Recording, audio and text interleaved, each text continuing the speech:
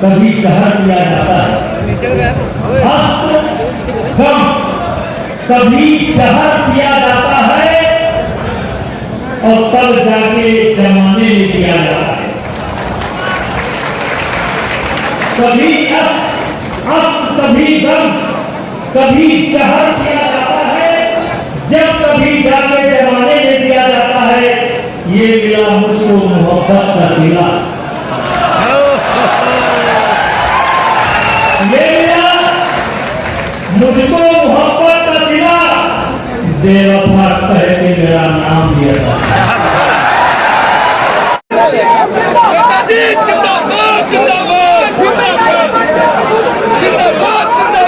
ऐसा नहीं है कि केवल मंदिर का ही काम हो रहा है, ऐसा ही नहीं है कि केवल कोरोना की लड़ाई लड़ाई जा रही है, सड़कें भी बन रही है, बहुत तेजी से बन रही है, मेडिकल कॉलेज भी बन रहा है, विश्वविद्यालय भी बन रहा है, सेना के हथियार भी बन रहे हैं, देश को जो जो जरूरत है सब बन रहे हैं।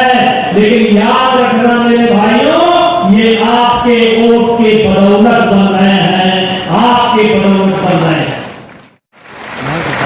मेरा सलाम स्वीकार करिए भाइयों। क्या मीडिया में बड़ी कुर्सी में से देख रहे हैं,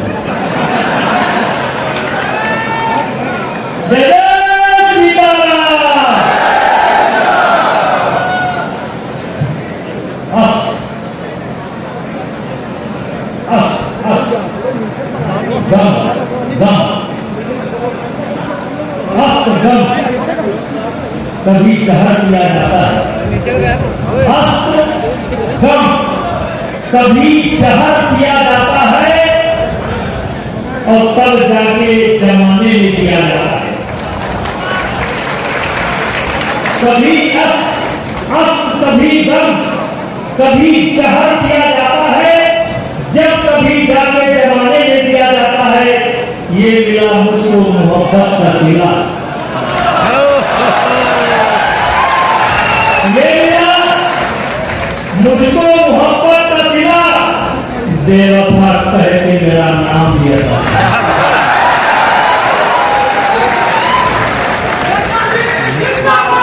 इसको अरे समझे ना आया, इसको मैंने कहा अस्त्र गम और कभी जहर दिया जाता है, जब कभी जाके जमाने में दिया जाता है। ये मिला मुझको जमाने से मोहब्बत का सिला, बेवफा कह के मुझे याद किया जाता है।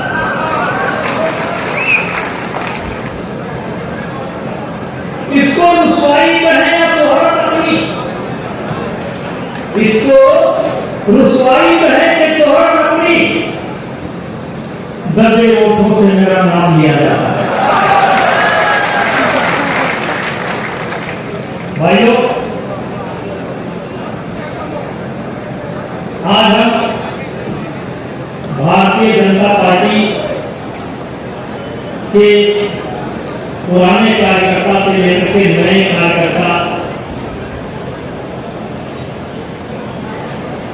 91 से लेकर के 89 से लेकर के आज तक के कार्यकर्ता यहाँ पर मौजूद। भाइयों, कभी कभी हम अपने आप से सवाल करने लगते हैं और जब सरसरी नजर पर सवाल करते हैं तो हम गंभीर चीजों को नकार देते हैं। ऐसे जब हमारे भारतीय जनता पार्टी के कार्यकर्ता से कोई विरोधी पार्टी का कार्यकर्ता मिलता है या हल्के मन से हम कभी समीक्षा करते हैं तो हम सोच नहीं पाते हैं क्या पाया क्या खोया। मेरे मित्रों, 1947 में देश आजाद हुआ। सन 1947 भैया रोक दीजिए, थोड़ा देर रोक दीजिए।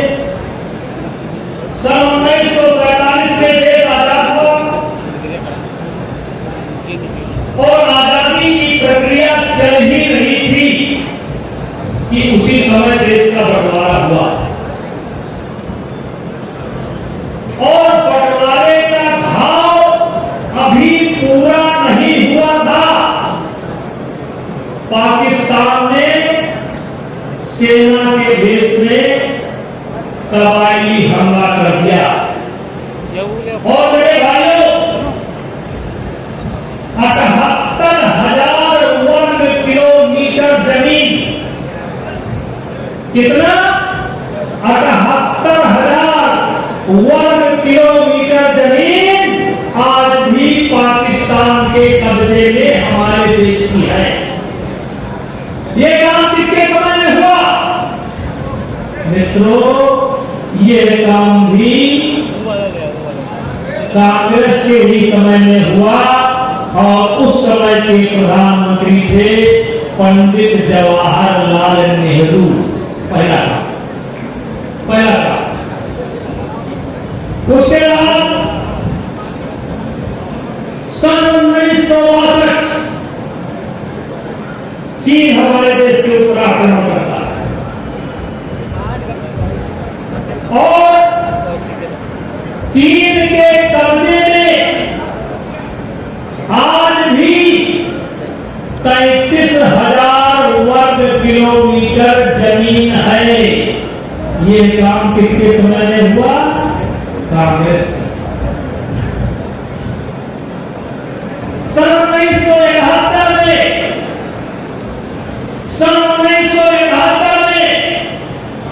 हिंदुस्तान के इतिहास में एक अभूतपूर्व घटना घटी कि पाकिस्तान के 92,000 सैनिकों को हमारी देश की सेना ने बंदी बनाया था। कितना? 92,000। लेकिन मित्रों उस समय एक अवसर था, हमारे पास। अगर सशक्त भारत होगा, मजबूत भारत होगा, दृढ़ इच्छा शक्ति वाला भारत होगा, मोदी वाला भारत होगा, तो 92,000 सैनिक जाने के पहले पाकिस्तान के द्वारा जो हमारी जमीन कब्जा करके रख ली गई है उन सारी समस्याओं का निदान हो सकता था यदि कांग्रेस के प्रधानमंत्री की जगह नरेंद्र मोदी प्रधानमंत्री होते, भारतीय जनता पार्टी का प्रधानमंत्री होता, तो 92,000 सैनिक यूं ही न चले जाते। सन 1975 में देश में इमरजेंसी लगाई गई। देश के तमाम नेता जहां मौजूद थे, वहीं पर हमारे भी गोंडा जिले के बहुत से नेता बंद थे। उसमें हमको भी जाने का मौका मिला था। भाइयों, मैं कहना चाहता हूं इस देश में जब लोकतंत्र की एक तरीके से हत्या की गई, देश में इमरजेंसी लगाई गई, उस समय भी कांग्रेस की ही सरकार थी। और सन 1984 में जब सिखों का कत्लेआम किया गया, उस समय भी कांग्रेस की ही सरकार थी। मेरे भाइयों, आज कांग्रेस के लोग पूछते हैं कि मोदी जी ने क्या किया, तो मैं कांग्रेस के लोगों से पूछना चाहता हूं कि मोदी जी ने क्या किया,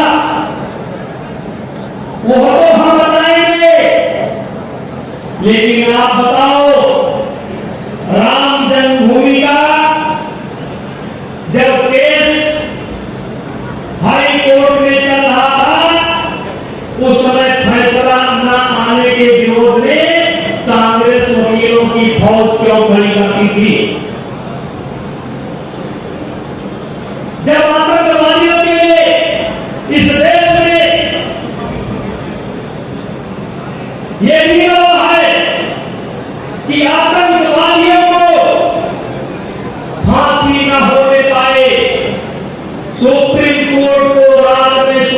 कोर्ट का ताला खुलवाया गया, तब भी कांग्रेस की ही सरकार थी, दूसरे की सरकार नहीं थी मेरे मित्रों। और जब उरी में, जब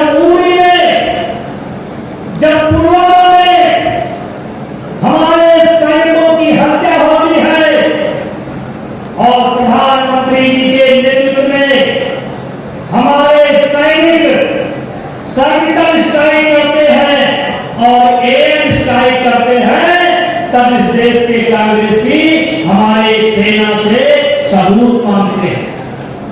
यही नहीं, जब हमारे देश के वैज्ञानिकों ने कोरोना की दवाई बनाई, तब भी इन्होंने सबूत मांगे। इसलिए मेरे भाइयों,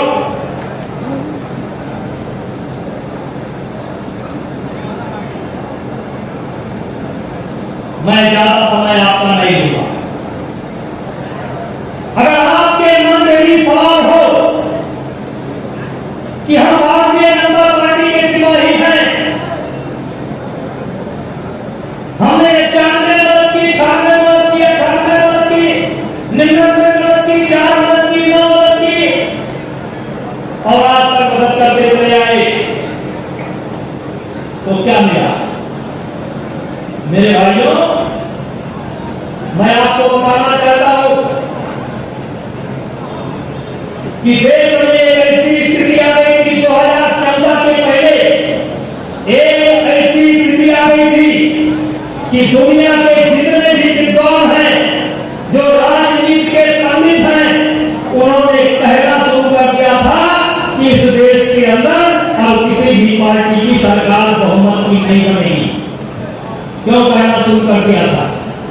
कि सन 1984 फिर ये करता 84 में इंदिरा जी की हत्या हुई थी, सहानुभूति की लहर थी, राजीव गांधी की पूर्ण बहुमत की सरकार बनी थी।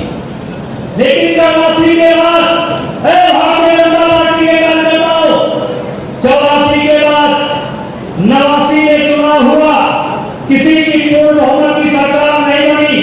89 के बाद 91 में चुनाव हुआ, किसी की पूर्ण बहुमत की सरकार नहीं बनी। 91 के बाद 96 में चुनाव हुआ, किसी की पूर्ण बहुमत की सरकार नहीं बनी। 96 के बाद 98 में चुनाव हुआ, किसी की पूर्ण बहुमत की सरकार नहीं बनी। 98 के बाद 99 चुनाव हुआ, किसी की पूर्ण बहुमत की सरकार नहीं बनी। 99 के बाद 2004 में चुनाव हुआ, किसी पार्टी की पूर्ण बहुमत की सरकार नहीं हुई। और 2004 के बाद 2009 में चुनाव हुआ और किसी पार्टी की पूर्ण बहुमत की सरकार नहीं बनी। तब देश के लोग, देश के प्रति चिंता रखने वाले लोग ये सोचने लगे कि शायद इस देश के अंदर अब कभी पूर्ण बहुमत की सरकार नहीं बनेगी। लेकिन मेरे मित्रों, 2014 में मोदी जी का आगमन होता है। मोदी जी के आगमन के बाद दलित, पिछड़ा, अगड़ा सब एक साथ इकट्ठा होते हैं और दुनिया के भविष्यवाणी करने वालों लोगों की भविष्यवाणी समाप्त होती है और 2014 में पूर्ण बहुमत की सरकार बनती है। देश निराशा में डूब रहा था, देश निराशा में डूब रहा था, निराश हो गया है। निराश होना बहुत खतरनाक होता है। और तब आप लोगों की बदौलत 2014 में पूर्ण बहुमत की सरकार बनी।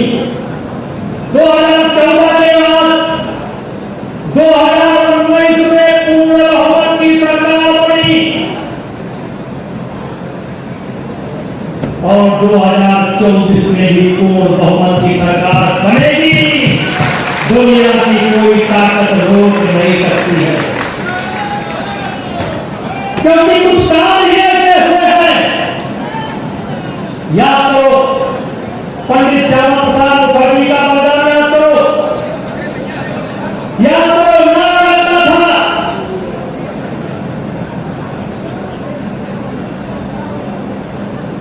राम